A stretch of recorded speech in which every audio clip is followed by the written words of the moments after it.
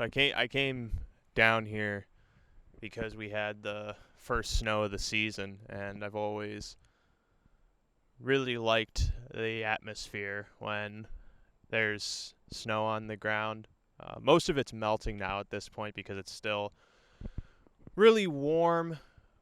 So I was surprised that we got any kind of snow anyway, and I wanted to just kind of enjoy it for a bit before it all melted away and everything went back to kind of looking like fall, even though you might not be able to tell too much with this close-up video. I, for some reason, decided not to use the wide angle. I think the main reason was I didn't want anything touching the wet ground or like dangling, since there's a car coming here for one, and for two, I'm down here at the creek, which again, not that you could really know, because anything could be off screen. I'm actually down at the nuclear waste plant doing my own personal research to figure out how exactly the Incredible Hulk works. So hopefully in about like 4 to 5 videos from now, you'll see me breaking down walls and getting really pissed off. It's weird how he was the only thing that ever became green with anger. Everyone else just falls to envy. I think that's what made him so special.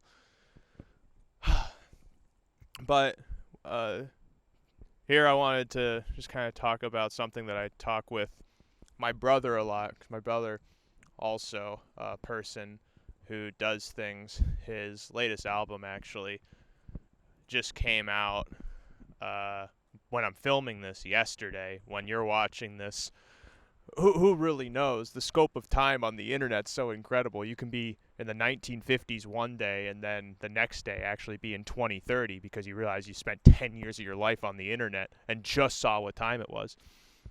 The title of his album, something like just looking at the cover at the very least, that's my guess. But he does all right for himself, and him and I talk a lot about just the feeling of figuring out a space for yourself and meeting different people who are also doing their own things and just trying to navigate how to find the right people who feel commingled in your pursuit. Because ultimately, whenever someone is doing something of any kind of project, it's so personal to them that they might not necessarily share the same goals as you might, based off what is being presented. And I mean, that's just the basis of creative differences and so forth. But my brother particularly, his main thing is streaming on platforms like Spotify and stuff like that.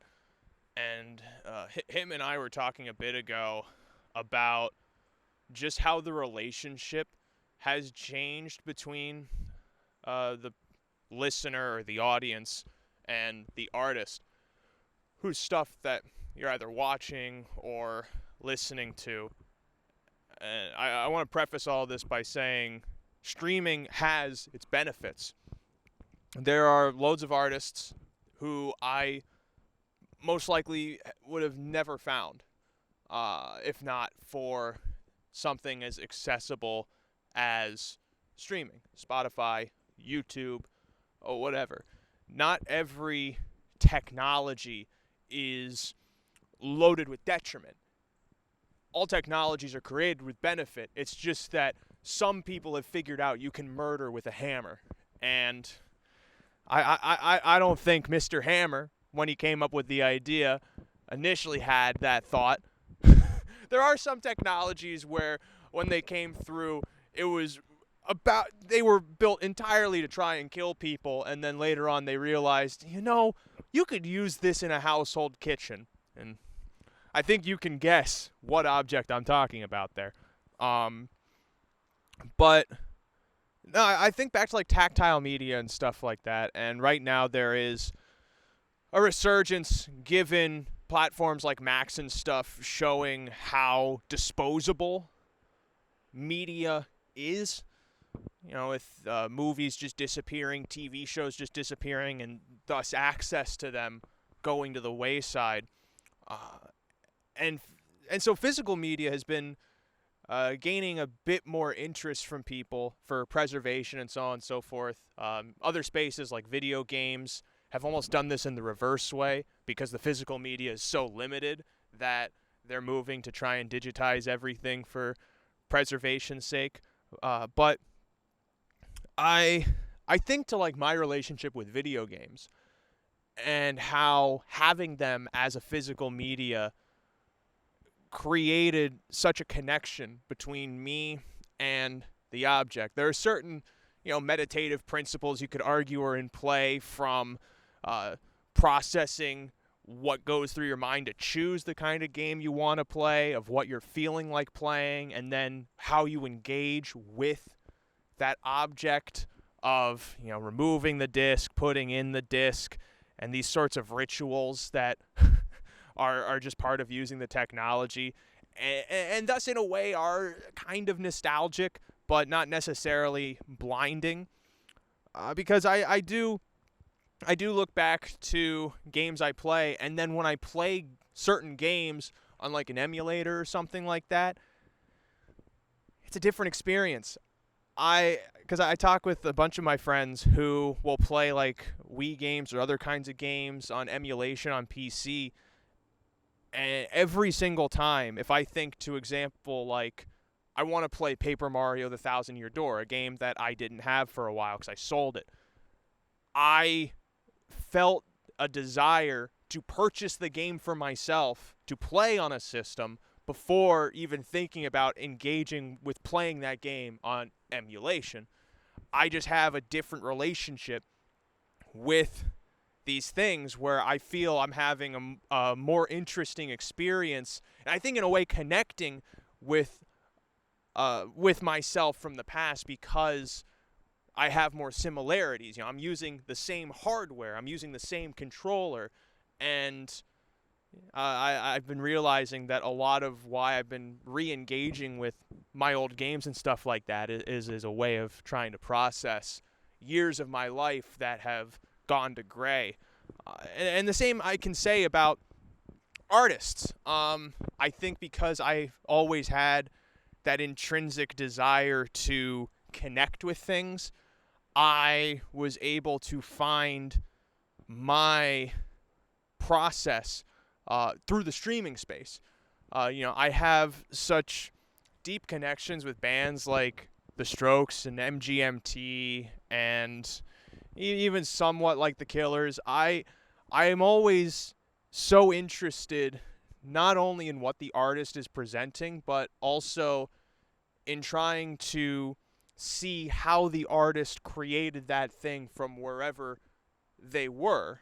It's kind of like how you see Rome gets built, but you wonder, why is the architecture like that? What made them think to design the pillars that way? And sure, it was the Greeks, but you have the answer right there. There is a geographic answer as to what stylized that kind of architecture. Because you go to Japan or China, they have an entirely different style, an entirely different approach, and so much of it is influenced by circumstance. And so I've always had an interest in trying to find what those roots are to things that really affect me.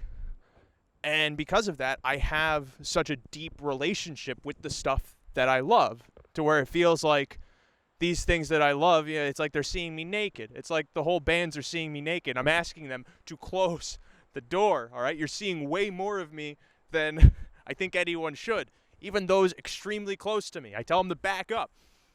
That I have to say, for certain people, that's a joke. But I talked to my brother about this and how we have these connections with things, and him and I both agreed that with streaming, it's harder to find those kinds of relationships unless you're actively going through that pursuit. Because thinking back to like the days of physical media, as if there still isn't physical media out there. You can go to a vinyl store or a video game store. These places thankfully still exist. And you would look inside the albums, and sometimes, you would have things like, what the lyrics are, or like biographies, and you get to know more about what that piece is, because you're not just consuming whatever is there, you're also engaging with its origin. You're engaging with the artist, which itself is the art in a certain respect. And that to me has always felt like what makes any kind of art so interesting, where a band like the Strokes to me is interesting because of learning about what kind of guy Julian Casablancas is, and even like Al Hammond and Nick Valenci, Nikolai, Fab, all of them, because they are the components of what makes the stuff that I enjoy. And similarly, there's a level of empathy that goes into play of just imagining if you were in a position like that and seeing how they're extrapolating and how they're harvesting from themselves to create the stuff that they are. To me, that's such a vital piece of my own process of seeing how other people do it and trying to see how other people do it, because then it gives me ideas on how I can do that with myself. But when you're streaming on random playlists where you might see the name of the artist and you just kind of listen to the song, you have to have your own personal desire to engage with that stuff on a deeper level. The algorithms are good at just feeding you surface level suffices. I can't think of the right word for it. Where it's like, you like video games. Okay, so next up on your YouTube is going to be, here's a video game video. And it might just be noise. You might end up finding something interesting about it, but it's not required. Because when you go to a store back in the day, you bought something, you used money that you earned to acquire that object.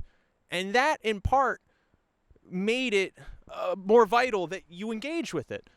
Now that you can just pay for a subscription to everything that ever exists, you don't have that same kind of urgency to really investigate what it is you're putting your money into. It's like we were supposed to do with stocks, for example, where you look at the company, you see how they operate, and then you decide, is it worth taking my money? We used to do that with artists, where you might have seen a music video of them on TV or something like that, and you went, that's cool, I want to learn more about, or I want to see more of what they have. And it becomes more of a pursuit for you as the audience to engage with whatever it is they're making. Streaming it's just not built to have that sort of relationship with its audiences. Sure, on like Spotify, you can see the artist's biography and other stuff that they've done, but ultimately, they're just another thing that can be thrown out from 800,000 million even different things that people can listen to. And especially in, certain kinds of genre spaces of playlists and such, people are so focused on the math of how to break the algorithm versus just creating something that feels like them and creating something that is their own language for people to learn either how to speak or to find interesting. You see similar things with like Netflix and stuff too. It's been a long-going joke where people have these Netflix subscriptions and they have no idea what to watch because everything is there. The same can be said about movies and stuff, where you might have really liked an actor or something like that, and so when you saw them in a movie, you thought, I want to see that movie. I want to buy that movie on DVD. But the age of streaming and the accessibility of the subscription have made it so we don't have to engage on as deep a level with the stuff that we consume. And to me, that's incredibly detrimental to the audience, because what makes art so great is that we let it so deep into ourselves. When we're watching a show, we're letting that show into our skin and just kind of letting it rummage however it wants and shape however it wants.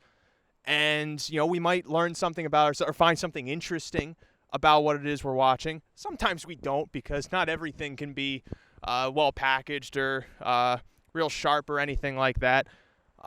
And so then, shows become kind of fads. This was kind of a thing with network TV, but people still gathered around the water cooler to watch Lost, and they talked about it with people, and there were communities and stuff like that. And I don't want to discredit that stuff isn't still happening, because fandom, I think, is the closest we have to this kind of engagement, but some of it is more within the universes versus within how those people are engaging with that content. And ultimately, however people engage with stuff is their prerogative. I'm purely speaking from my own perspective, if you couldn't guess, because this is my channel. I want to tread with caution, because a lot of times people talk about this stuff and it becomes kind of dog whistly in the sense of algorithms are bad, streaming services are bad, and then you're just moments away from becoming Ted Kaczynski. And I'm not in that position whatsoever, because if I've learned anything, in what you observe to be bad, you are neglecting the good that is coming from whatever you are observing. The bad will always outweigh the good, but the more that you try and flex your brain to see benefits of something, it might not neglect certain detriments, from like a utilitarian perspective or whatever, but it makes you more of sound mind to approach whatever it is you're talking about, because it's so vogue to be negative and want to tear things down, but stuff only gets built from recognizing what is good, what is interesting, and I don't think we all want to live on a bed of ashes. We want to, rise from the salt as as we are. I think it's important that when we're using these streaming platforms and stuff, that if we find something that really strikes a chord with us, that we listen to that, and we kind of reflect on that ourselves, because for all we know, we might find someone who's voicing things that we never knew we were thinking or feeling, and all of that is what enriches us to make us better people. I know that some people do this, and if anything, I say this to myself as a reminder that this is what we should be doing, because sometimes you just get hit with something and become bitter and cynical, and none of that is fodder for anything productive.